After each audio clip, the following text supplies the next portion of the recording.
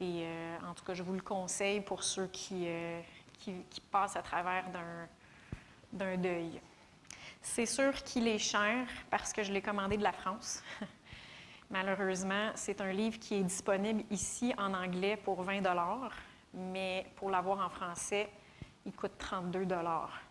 Mais je l'ai mis disponible quand même dans la bibliothèque, donc vous pouvez le louer gratuitement si jamais vous en avez besoin puis vous n'avez pas les sous pour. C'est mes petites annonces, mais c'est important que vous sachiez c'est quoi qu'il y a dans la bibliothèque. Amen? Donc, on a des bonnes choses. Il faut en profiter parce que des fois, le Seigneur, c'est par ça qu'il va se servir pour nous construire. Alors, on va commencer par un mot de prière ce matin. Je ne sais pas si c'est moi, j'ai l'impression d'être un petit peu écho. Est-ce que ça se peut? J'ai-tu... est-tu trop loin ou c'est correct? Je peux le rapprocher si jamais... Es-tu correct? Oui, il est correct. C'est bon. On va pencher nos têtes. Merci Seigneur pour ta présence. Merci parce que tu nous honores de ta présence ce matin. Tu es là. On peut te ressentir dans ce lieu. Et Seigneur, je te demande de venir nous parler. Viens nous encourager. Viens édifier notre foi, Seigneur. Suscite de la foi dans nos cœurs, que ta parole puisse être semée et porter du fruit en nous. Seigneur, si on a des manières de penser qu'il faut corriger, corrige-nous, Seigneur. Et on te demande de nous diriger. Que mes paroles soient tes paroles que tu mettes dans ma bouche. Je te demande, Seigneur, que les gens puissent être édifiés et sortir ici victorieux dans le nom de Jésus. Amen. Amen. Donc, ça fait plusieurs mois que je vous parle du fruit de l'esprit. Est-ce qu'il y en a qui savent où est-ce qu'on est rendu? Dans le fruit de l'esprit? Lequel? Ah! La douceur! Ça fait plusieurs mois que je vous en parle, mais j'aimerais ça juste répéter une petite base, que le fruit de l'esprit, ça vient de notre esprit qui a été régénéré par la parole de Dieu et par le Saint-Esprit. Le fruit de l'esprit, ça vient de notre être intérieur. Puis il y avait un verset avant de commencer que je voulais vous partager concernant notre être intérieur. C'est dans 2 Corinthiens 4, 16. Paul, il dit « C'est pourquoi nous ne perdons pas courage, et même lorsque notre homme extérieur se détruit, notre homme intérieur se renouvelle de jour en jour. » Ici, Paul, il nous parle de notre homme ou de notre être extérieur et de notre homme ou de notre être intérieur. Puis ici, Paul, il parle que son homme extérieur il est détruit, c'est dans un contexte de persécution. Mais on peut aussi le comprendre juste même sans persécution. Là, notre homme extérieur, il se détruit de jour en jour. Moi, à 41 ans, j'ai plus de cheveux blancs que j'en avais à 20 ans. J'ai un petit peu plus de rides aussi, là, des petites pattes doigts, des petites lignes, comme les enfants y appellent ça, des lignes, qu'à 20 ans. Ça, c'est parce que notre homme extérieur, il vieillit, il se détruit. Mais il y a une bonne nouvelle. Notre homme intérieur, lui, notre homme qui est éternel, notre homme intérieur, notre être intérieur, lui, se renouvelle de jour en jour. Et c'est de cet homme intérieur-là que provient le fruit de l'esprit. Amen? Alors, on va aller dans Galates 5, 22. Peut-être qu'il y en a qui sont rendus, qui le connaissent par cœur. Mais le fruit de l'esprit est amour, joie, paix, patience, bonté, bienveillance, fidélité, douceur et maîtrise de soi. Et aujourd'hui, comme on l'a dit tantôt, on va parler de douceur. Et là, la douceur qu'on va parler, ce n'est pas un trait de caractère. Souvent, une personne douce va être associée à quelqu'un qui parle doucement, qui ne parle pas fort, qui a une personnalité effacée, gênée, une personne qui n'est pas spontanée, une personne qui n'étale pas ses émotions. Pourtant, si on regarde dans la Bible, quand, par exemple, dans le peuple d'Israël, quand le peuple venait juste de sortir de l'Égypte, il avait traversé la mer Rouge, et là, ils se sont fabriqués un veau d'or. Et là, ils se sont mis à l'adorer, à danser devant le veau d'or, puis à dire « Voici l'Éternel qui nous a sortis du pays d'Égypte. » Et quand que Moïse y est descendu de la montagne, parce que ça faisait 40 jours qu'il était dans la gloire de Dieu, Moïse s'est enflammé de colère, il a jeté les tables des commandements qui avaient été écrites par le doigt même de Dieu, il a pris le veau d'or qu'il avait fait, il l'a brûlé, il l'a réduit en poussière, il l'a mis dans de l'eau, puis il a fait boire ça aux Israélites. Puis la Bible a dit dans Nombre 12.3, dans la version Osterval, « Or, Moïse était un homme fort doux, plus qu'aucun homme qui soit sur la terre. » Alors, est-ce que c'est un trait de caractère, la douceur?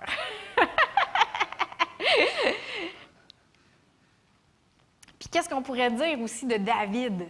David, lui, quand l'Arche de l'Alliance est rentrée dans Jérusalem, il était tellement content, tellement reconnaissant. Il a enlevé ses habits royaux, il était juste dans un petit vêtement de lin et il s'est démené, il a dansé de toute sa force devant l'Éternel au grand mépris de sa femme Michal. Moi, j'appelle ça être expressif.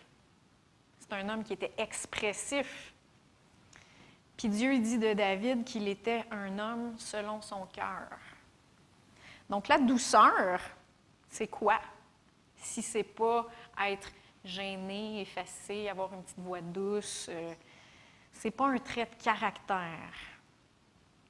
Et même la douceur peut être perçue comme une faiblesse, dans le sens qu'on peut dire d'une personne qui est trop douce parce qu'elle se laisse marcher sur les pieds, n'est pas capable de mettre ses limites, fait que la personne est trop douce.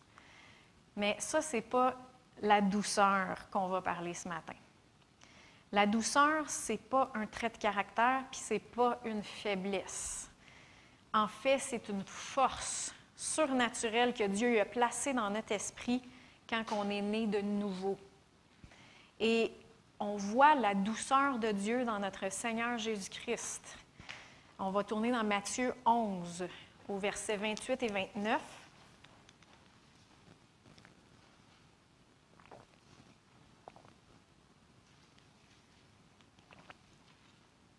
Ça dit « Venez à moi, vous tous qui êtes fatigués et chargés, et je vous donnerai du repos. Prenez mon joug sur vous et recevez mes instructions, car je suis doux et humble de cœur, et vous trouverez du repos pour vos âmes. » Alors Jésus, il dit de lui-même qu'il est doux et humble de cœur. Et le mot grec qui a été traduit par douceur en français, c'est le même mot qui a été traduit par meekness en anglais. Je ne sais pas s'il y en a qui comprennent c'est quoi le mot meekness, mais le dictionnaire biblique Vines nous dit de ce mot que c'est seulement le cœur humble qui est un cœur doux et qui, en tant que tel, ne se bat pas contre Dieu et ne lutte pas contre lui. Cette douceur, cependant, étant avant tout une douceur devant Dieu, l'est aussi face aux hommes, même aux hommes méchants. Alors, un cœur doux, c'est un cœur humble. Fait que la douceur qu'on va parler aujourd'hui, c'est un cœur qui est humble. On parle d'humilité. Ça, c'est la vraie douceur du fruit de l'esprit. Et en fait, tu sais, tantôt, je vous ai lu le verset que Moïse était un homme fort doux. Ça, c'est dans la version biblique Osterval. Mais si on le lit dans la Bible du Sommeur ou dans la seconde 21, ce même verset-là, ça dit « Or, Moïse était un homme très humble, plus humble que n'importe quel homme à la surface de la terre. » Donc, on voit vraiment que la douceur et l'humilité, c'est un. Ça travaille ensemble. Je vous ai déjà amené un enseignement sur l'humilité il y a très longtemps. Je l'ai fouillé sur le site.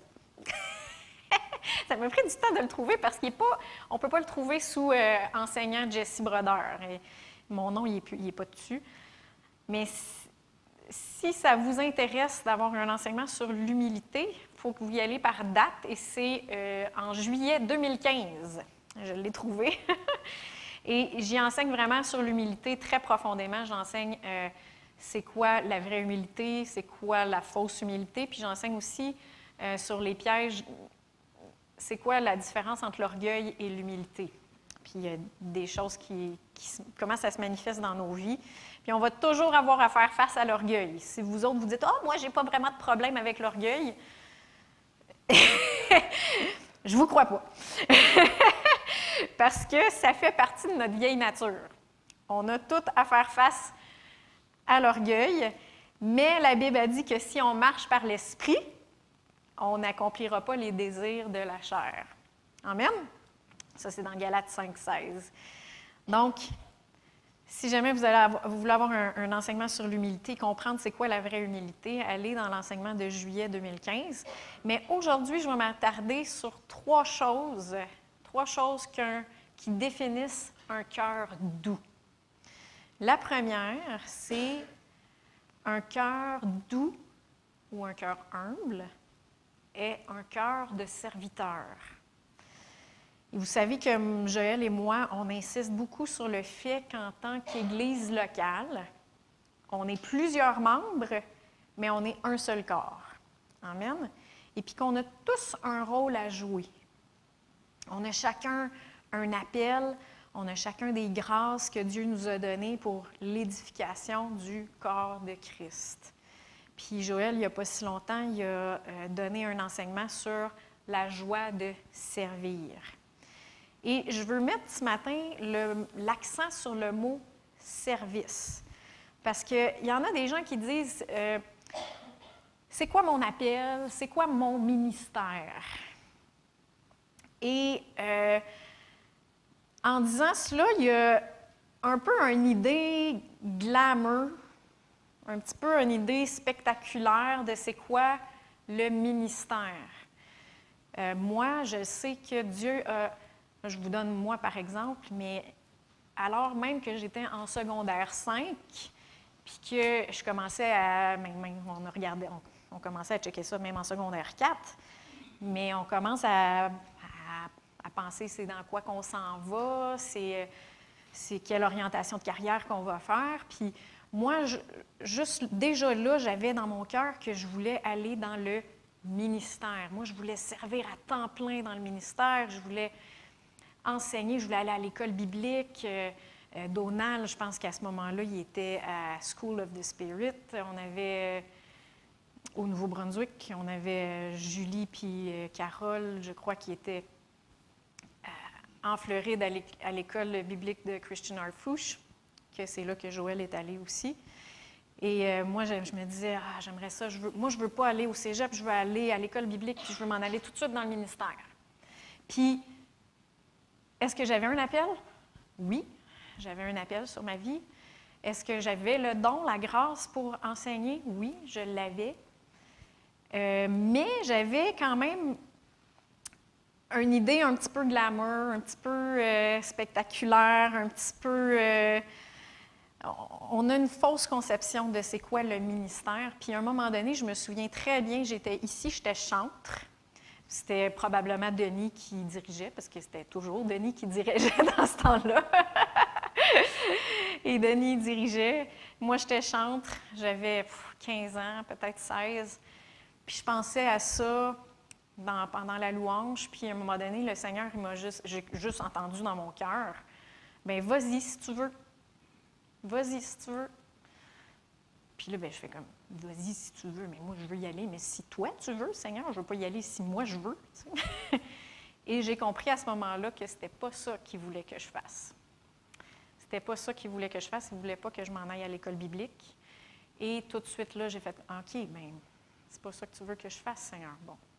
Et là, j'ai commencé à vraiment regarder. Et ma place, c'était comme infirmière. Et j'ai été infirmière pendant 20 ans avant de venir avec Joël à temps plein. Et ça fait 1 an, cette année, que je suis à temps plein avec Joël. Mais tout ça pour vous dire que des fois, on a une petite idée un peu glamour, un peu spectaculaire, un désir d'être vu, un désir d'être valorisé dans le mot ministère.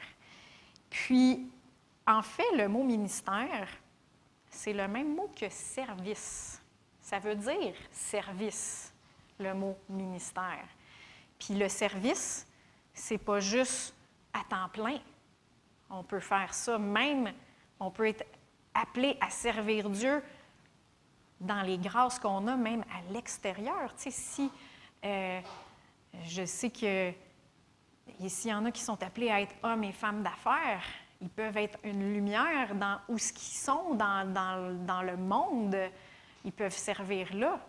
Ils peuvent servir dans une certaine portion ici à l'Église, dans le corps de Christ, mais ils vont être le sel de la terre dans le monde des affaires.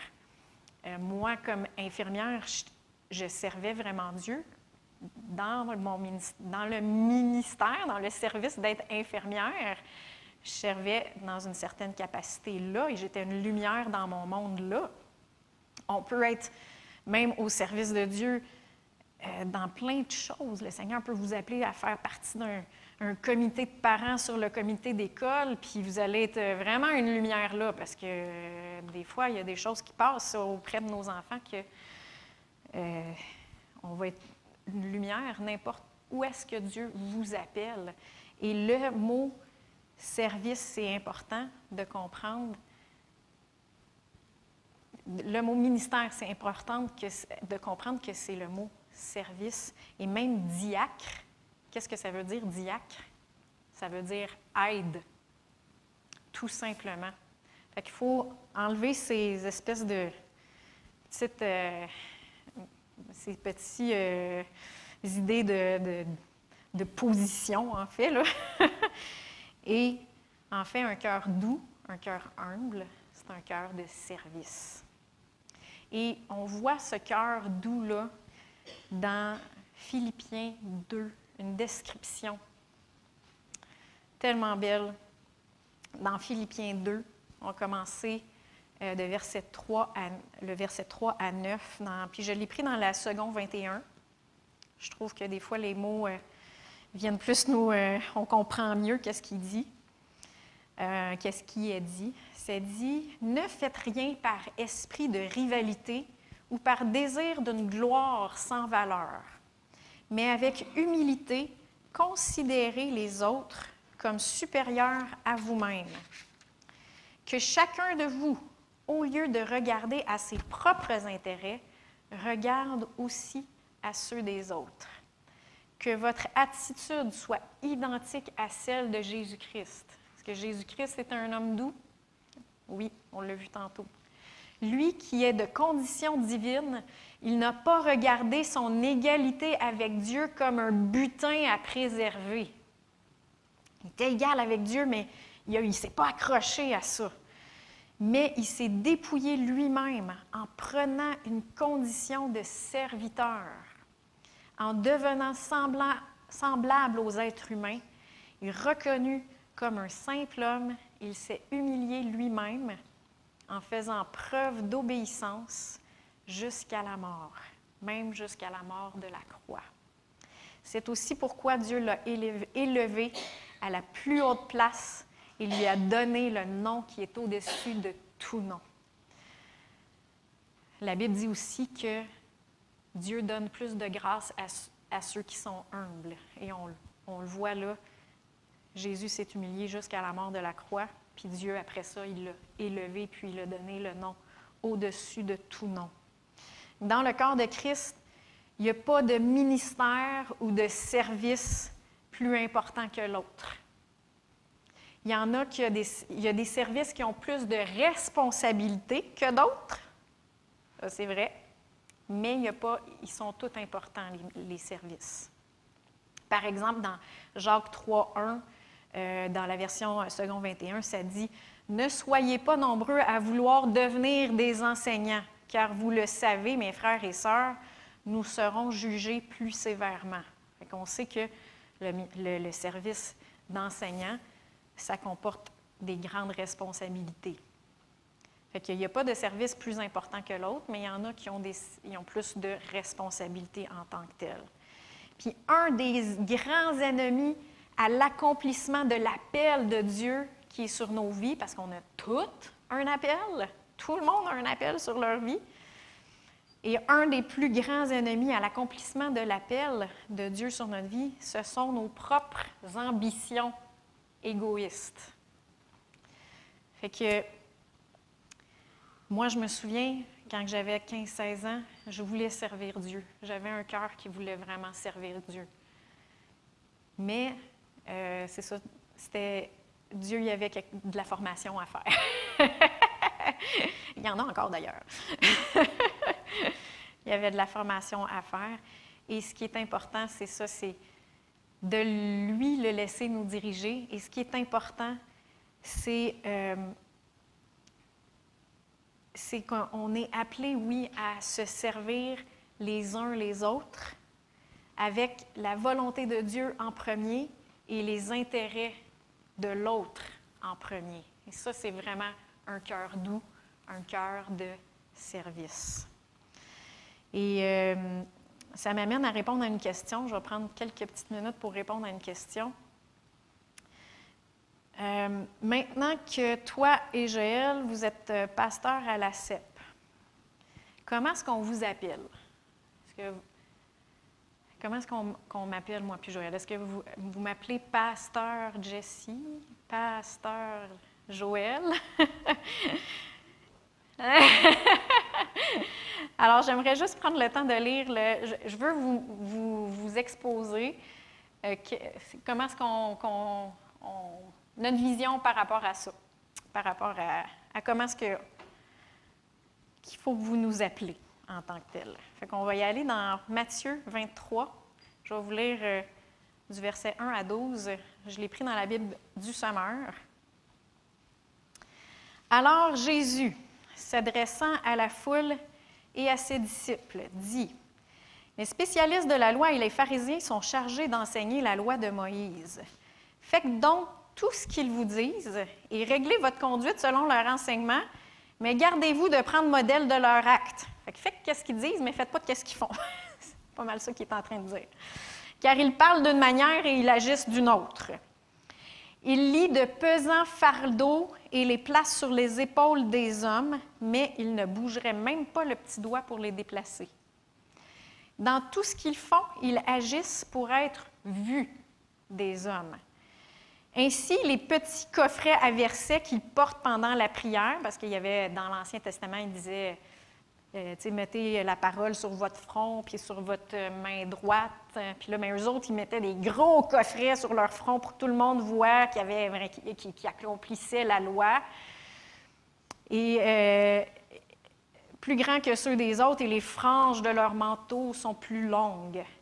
Ils affectionnent les meilleures places dans les banquets et les sièges d'honneur dans les synagogues. Ils aiment qu'on les salue sur les places publiques et qu'on les appelle maîtres.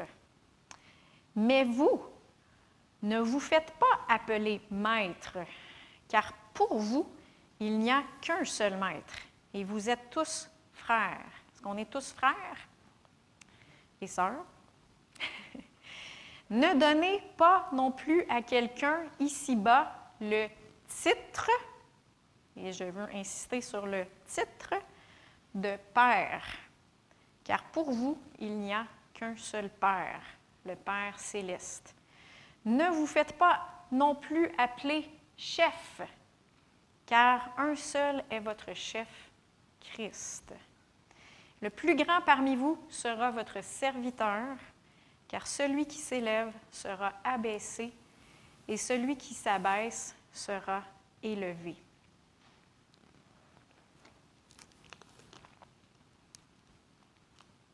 Alors, les pharisiens y aimaient avoir des titres. C'est important pour eux d'avoir un titre devant leur nom. Comment est-ce que Paul se présentait dans ses lettres? On va voir comment est-ce que Paul, qui est apôtre, qui a écrit plus que la moitié du Nouveau Testament, comment est-ce que Paul se faisait appeler? Romains 1:1.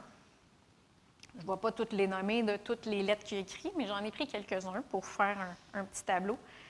Paul, serviteur du Christ Jésus. Première chose qu'il dit de lui.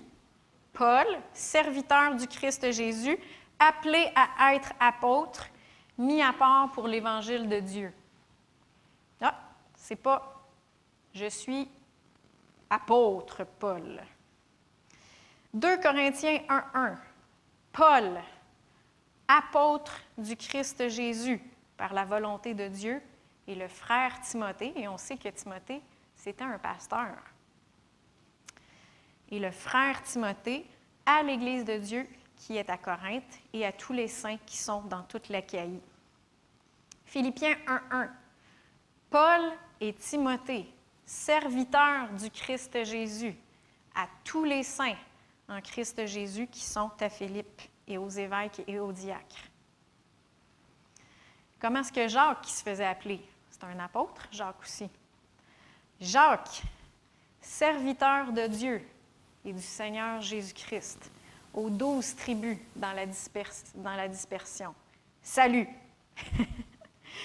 Pierre, l'apôtre Pierre, le premier pape, selon les catholiques.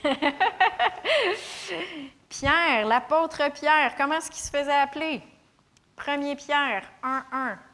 Pierre, apôtre de Jésus-Christ, aux élus qui sont étrangers dans la dispersion, au Pont, en Galatie, en Cappadoce, en Asie et en Bithynie.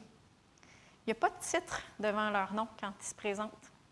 Ils se présentent, puis ils disent leur fonction, qu'est-ce qu'ils font après.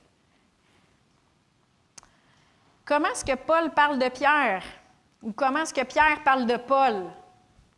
Est-ce que ce sont des apôtres, tous les deux? Et comment est-ce qu'ils se parlent de l'un de l'autre?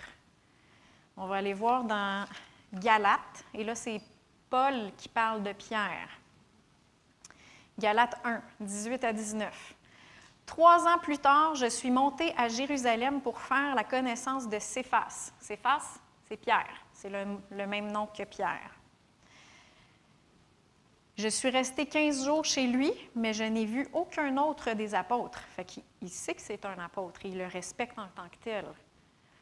Si ce n'est de Jacques, le frère du Seigneur.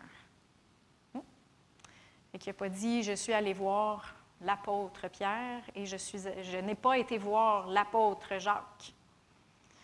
2 Pierre 3,15, et là c'est Pierre qui parle de Paul. Il dit « Considérez que la patience de notre Seigneur est votre salut, comme notre bien-aimé frère Paul vous l'a aussi écrit selon la sagesse qui lui a été donnée. » Alors il parle de Paul comme le bien-aimé frère. Il n'a pas encore donné un titre. Il n'a pas dit « comme l'apôtre Paul vous l'a écrit selon la sagesse qui lui a été donnée. » Donc, peut-être après tout ce que je vous ai lu, ça vous donne un petit peu la position que je suis. Comment est-ce que vous voulez comment est-ce que je veux que vous m'appelez ou comment est-ce que Joël veut que vous l'appelez? C'est un petit peu notre manière de voir. Les apôtres, ils étaient conscients de l'appel et de la grâce de Dieu qui était sur eux pour être des apôtres. Et apôtre, en fait, c'est le même mot pour envoyer. Ils étaient des envoyés. Mais ils ne se faisaient pas donner de titre. Et saviez-vous que vous pouvez m'appeler pasteur avec le titre de pasteur sans reconnaître ou recevoir la grâce de pasteur qui est sur ma vie pour vous? Vous pouvez me mettre un titre, puis sans le recevoir, sans sans que je sois vraiment votre pasteur aussi, sans reconnaître que j'ai cette grâce-là sur vous. Ça peut être juste un titre. Puis, il y en a plusieurs d'entre vous qui me connaissez depuis que je suis enfant, depuis que j'ai 4 ans que je suis ici à l'Assemblée. Il y en a qui me connaissent depuis que je suis adolescente. Il y en a qui me connaissent depuis que je suis jeune adulte. Il y a plusieurs d'entre vous qui êtes de ma famille, qui êtes de mes amis.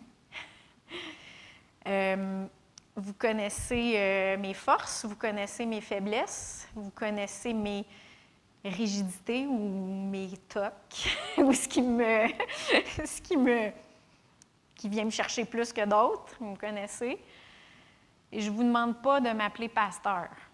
Je ne vous demande pas de mettre le mot pasteur. Vous pouvez continuer à m'appeler Jessie. C'est bien correct. Puis si on n'était pas au Québec avec les vestiges catholiques qu'on a ici, mais vous pourriez m'appeler Sœur Jessie, mais là, Sœur Jessie, parce qu'on est tous des frères et des sœurs, mais là, Sœur Jessie, ça ferait comme si je serais une religieuse. Fait que ça ne fit pas bien, bien. Est-ce que je suis pasteur? Oui. Est-ce que j'ai la grâce pour être pasteur que Dieu a placée sur moi, sur nos vies, à Joël et à moi? Oui. Dieu a placé ça sur notre vie pour votre édification. Mais le plus important pour moi, ce n'est pas que vous me donniez le titre de pasteur, c'est plutôt que vous reconnaissiez cette grâce-là qui est sur notre vie, puis que vous, surtout si vous êtes appelé à être dans l'Église locale ici, et que vous vous y soumettiez et que vous la receviez pour vous, cette grâce-là. Est-ce que vous comprenez la différence entre reconnaître la fonction, la grâce qui est là pour qu'on puisse vous édifier et de donner un titre? Alors, je veux que vous fassiez cette différence-là. Si pour vous, c'est vraiment une marque de respect, je ne vais pas vous empêcher je ne vais pas « Hey, appelle-moi pas pasteur! » Je ne vais pas vous empêcher si c'est une marque de respect. Je vais vous laisser faire. Mais une chose que je peux vous dire qu'on faisait quand je travaillais comme infirmière, je travaillais avec des chirurgiens, je travaillais avec des médecins, puis devant les patients, je les appelais par docteur avec leur nom de famille. Par respect pour leur profession, je les appelais avec leur titre. Mais quand on était dans le poste ou qu'on était en pause puis qu'on se jasait comme ça, bien, on s'appelait par notre prénom. Fait qu'il y avait une différence. Si vous voulez vraiment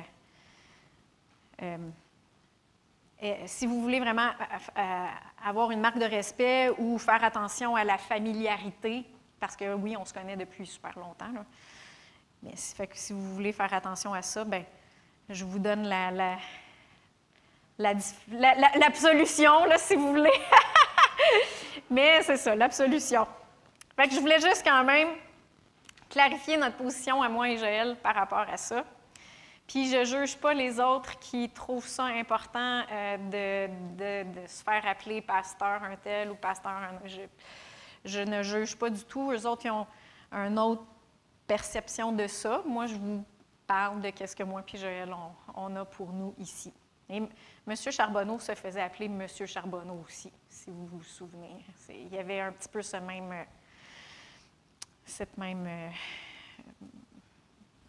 même idée, cette même concept-là des titres. Ne m'appelez pas Madame Brodeur, s'il vous plaît.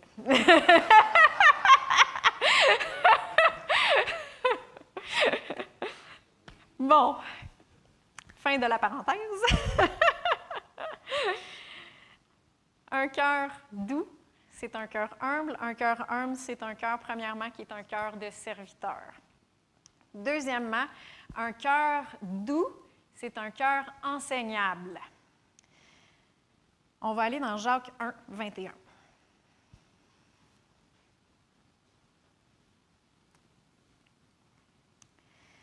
C'est pourquoi, rejetant toute souillure ou tout excès de méchanceté, recevez avec douceur, la parole qui a été plantée en vous et qui peut sauver vos âmes. Recevoir avec douceur la parole. C'est quoi ça? C'est être enseignable. Un cœur doux va voir quelque chose dans la parole de Dieu et il va tout simplement changer sa manière de penser. S'il ne pensait pas selon ce qu'il voit dans la parole, il va changer sa manière de penser. Il va s'accorder avec ce que la Bible a dit. Si la Bible a dit « Ah, je suis béni », ah ben, OK, je suis béni. On va accorder notre « Je suis guéri ». Ah, ben, je ne le vois pas encore, mais si c'est ça que tu dis de moi, je suis guéri. Hein? On va changer notre manière de penser. C'est très enfantin puis très orgueilleux de la part de quelqu'un qui n'est pas bon dans quelque chose ou qui est novice dans quelque chose de ne pas recevoir les conseils ou la correction d'un expert. Et c'est très frustrant pour l'expert qui est en train d'essayer de l'aider aussi. Par exemple, Joël il essaye de faire un projet informatique et Marco est là pour l'aider. Puis là, il est à ses côtés, puis Marco veut aider Joël dans son projet informatique. Mais là, Joël, il dit non, je vais y arriver tout seul, puis je vais y arriver de ma manière. Est-ce que c'est... Ça va être très frustrant pour Marco. Et c'est stupide de la part de Joël de ne pas recevoir l'aide et de recevoir les conseils de Marco. Ou anciennement, quand on n'avait pas de téléphone cellulaire avec les applications Plans ou quelque chose, une petite famille est dans l'auto, et là, ça fait 1 heure qu'ils tournent en rond dans la ville pour essayer de trouver la sortie. Et là, l'épouse dit à son mari, « Arrêtons-nous pour demander des informations, pour des directions. » Et là, l'homme me dit, « Non, j'ai le sens de l'orientation et je vais m'en sortir moi-même, je vais me débrouiller. » Alors, c'est stupide de ne pas demander de l'aide et de ne pas recevoir de l'aide et des conseils et de ne pas être enseignable. C'est de l'orgueil mal placé. Et c'est aussi stupide pour un expert de penser qu'il ne peut pas encore s'améliorer. On peut toujours s'améliorer. On peut toujours s'approfondir. Et en fait, quelqu'un qui arrête de s'améliorer puis qui arrête d'avancer, en fait, stagne et même recule. Si on arrête d'avancer, on recule. Et un cœur doux, ça va recevoir la correction et au moins considérer une critique constructive. Amen? On va aller dans Proverbe 12:1. Ça dit « Celui qui aime être corrigé aime la connaissance. Mais celui qui a de la haine pour la réprimande est bête. » Dans la seconde 21, ça dit « Celui qui aime l'instruction aime la connaissance. Et celui qui déteste le reproche est un idiot. »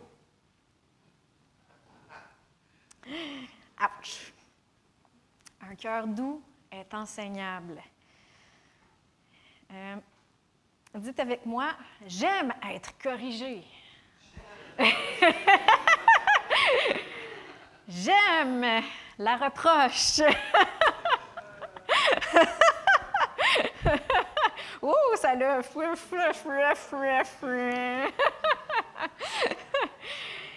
Est-ce que c'est agréable sur le coup?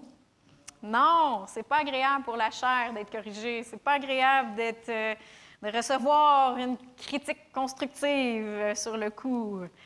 Puis la Bible dit dans Hébreux 12:11, ça dit « Toute correction, il est vrai, paraît au premier abord un sujet de tristesse et non de joie. Mais plus tard, elle procure un paisible fruit de justice à ceux qu'elle a formés. » Donc, la correction, un cœur doux va recevoir la correction. Amen ou ouch? Amen. Et on a besoin d'avoir un cœur doux parce que le Seigneur veut nous faire grandir. Amen.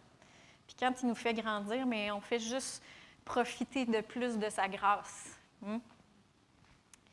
Et troisièmement, un cœur doux est un cœur modéré et conciliant. On va aller dans Jacques 3. On va commencer au verset 13 jusqu'au verset 18.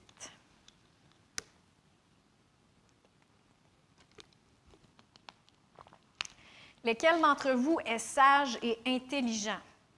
D'habitude, il faut qu'on dise « Moi, je suis sage et intelligent. » OK? Qu'il montre par sa bonne conduite ses œuvres empreintes de douceur et de sagesse.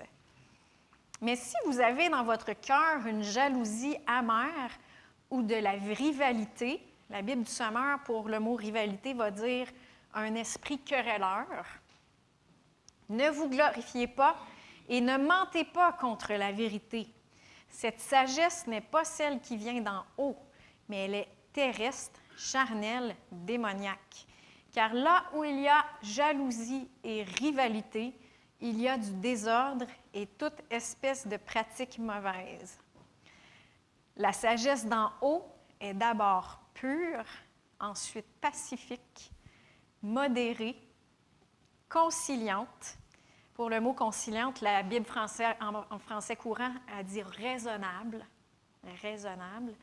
La parole de vie, elle a dit, pour le mot conciliante, a dit elle cherche à unir. Pleine de miséricorde, de bons fruits, sans partialité et sans hypocrisie, le fruit de la justice est semé dans la paix par les artisans de paix. Fait qu'on a parlé au début que la douceur est perçue à tort comme de la faiblesse. Dans notre société, dire ben, elle va savoir ma façon de penser, ou je vais lui montrer de quel bois je me chauffe, ça, c'est perçu comme une force de caractère. Quelqu'un qui ne se laisse pas marcher ses pieds. En fait, c'est très charnel. Très, très charnel. La réelle force est celle de la douceur et de la sagesse. La réelle force, c'est la force de la douceur, la force de la sagesse qui vient d'en haut. Ça vient calmer les ardeurs, ça vient la douceur va poser des questions, puis elle va vraiment écouter l'autre avant de dire sa manière de penser. OK, tu penses ça, pourquoi? Explique-moi ta manière de penser. Elle va chercher à vraiment écouter l'autre. Elle est pacifique, modérée, conciliante, raisonnable. Elle va chercher à unir. Dans 1 Pierre 3, il y a un verset sur la douceur. Je vais le lire dans la Bible du Sommeur. 3, versets 3 à 4. Que votre parure ne soit pas extérieure, cheveux habilement tressés, bijoux en or, toilette élégante, mais la parure cachée de l'être intérieur, la beauté impérissable d'un esprit doux et paisible, à laquelle Dieu attache un grand prix. Et là, il parle de la femme. Mais est-ce que vous pensez que c'est juste pour les femmes que l'esprit doux et paisible est un fruit que Dieu attache un grand prix? C'est pas juste pour les femmes. Pas juste pour les femmes. Et si vous continuez juste au verset 7, après ça, ça dit 1 Pierre 3, 7, ça dit « Vous, de même, Marie. » Vous de même, Marie. Donc, cet esprit de douceur et cet esprit doux et paisible-là, c'est oui pour les femmes, mais c'est aussi pour les hommes. Vous de même, Marie. Et cet même esprit doux et paisible doit aussi être dans l'homme, dans la manière qu'il traite sa femme. Et si la femme et l'homme ont un esprit doux et paisible l'un envers l'autre, et vous lirez comment ça s'exprime l'un envers l'autre. C'est sûr que ça s'exprime un peu d'une manière différente, la femme envers son mari et le mari envers l'homme, mais ça vient quand même d'un esprit doux et paisible, l'un envers l'autre. Et si l'homme et la femme sont doux l'un envers l'autre, le résultat est le suivant. 1 Pierre 3,7. Agissez ainsi afin que rien ne vienne faire obstacle à vos prières. Alors, un cœur doux, c'est modéré et conciliant. Ça cherche à unir. Amen? Le Joël, des fois, il se stoule. Des fois, est-ce que je peux me stouler, moi aussi?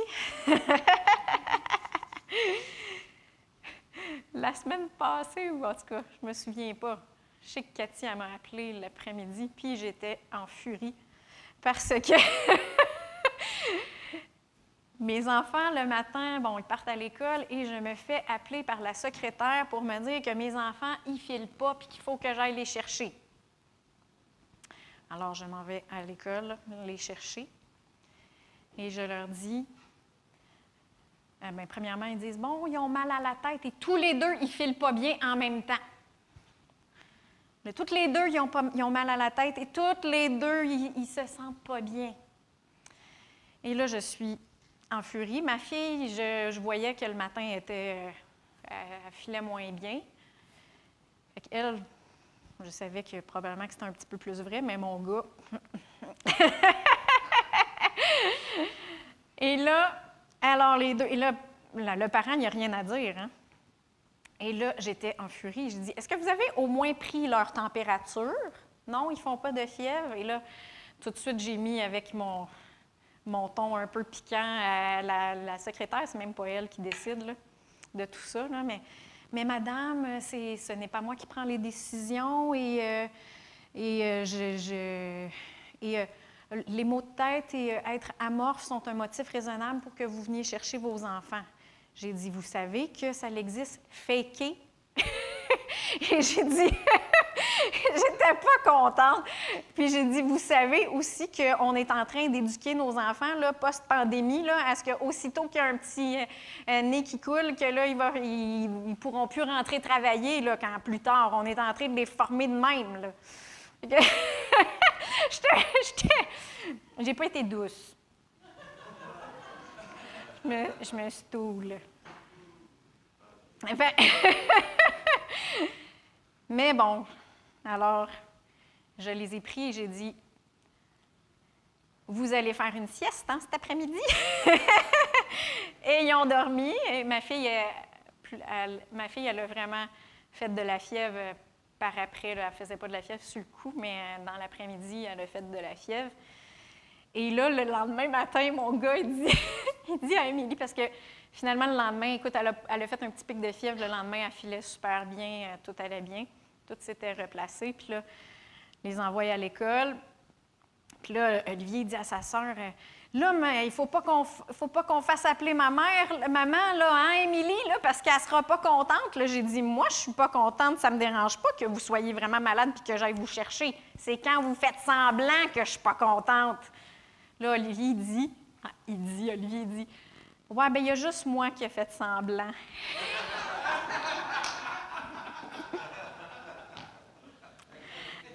Alors, j'ai fait comme moi.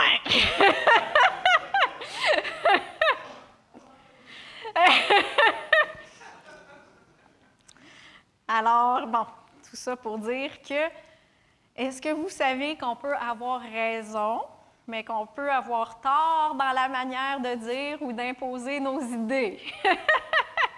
On peut avoir raison, mais ça ne veut pas dire qu'on peut avoir tort dans la manière d'imposer nos idées ou de dire nos idées.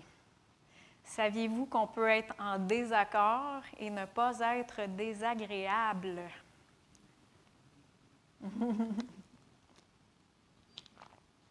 Qu'est-ce qui est mieux? De brûler des ponts ou de créer des ponts? Créer des ponts.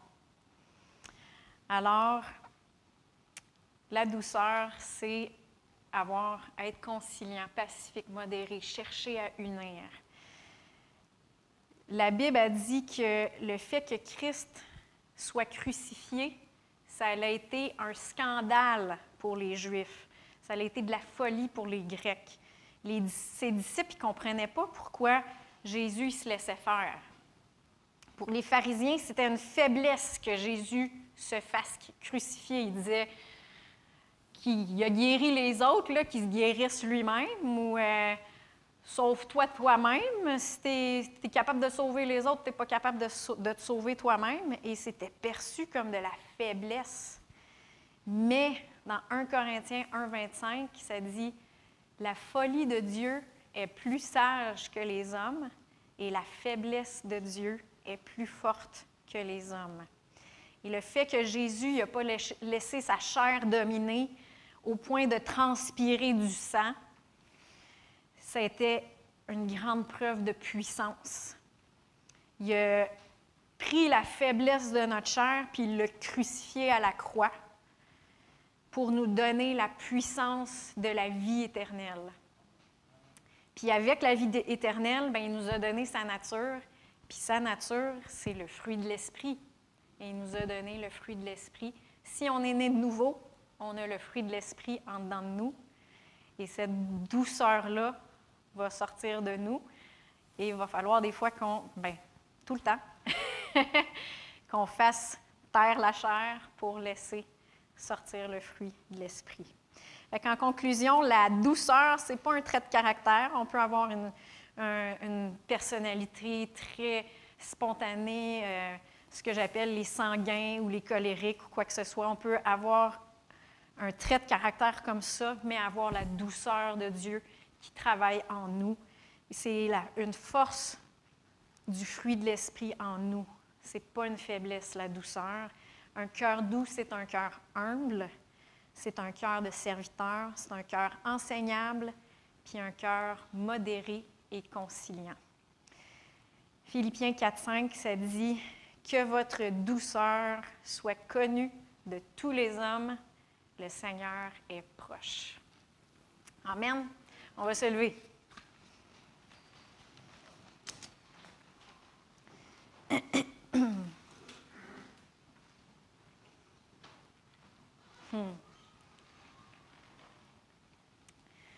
Seigneur Dieu, on veut te remercier. Merci, Seigneur, parce que tu nous as rachetés à la croix. Merci parce que tu as fait de nous des nouvelles créatures, Seigneur. Tu nous as fait participer à ta nature divine. Tu nous as donné ton fruit, le fruit de l'Esprit. Et Seigneur, on veut, oui, s'humilier devant toi.